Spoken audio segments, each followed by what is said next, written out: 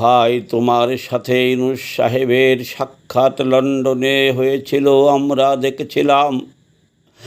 আমরা তখন মনে করেছিলাম এই বুঝি আমরা ক্ষমতায় চলে গেলাম।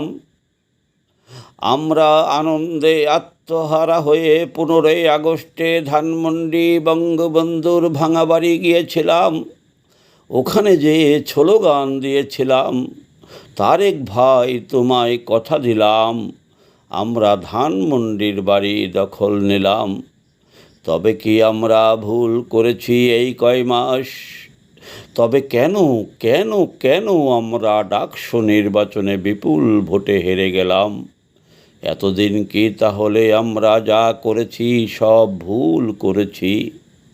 ইউনূস সাহেবের সাথে তোমার কি কথা হয়েছে একটু খুলে বলো।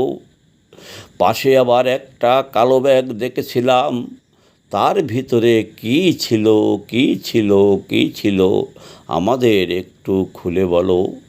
আমরা কি ভুল পথে চলেছি? আমরা কি ভুল করে চলেছি? আমাদের একটু ডিরেকশন দাও।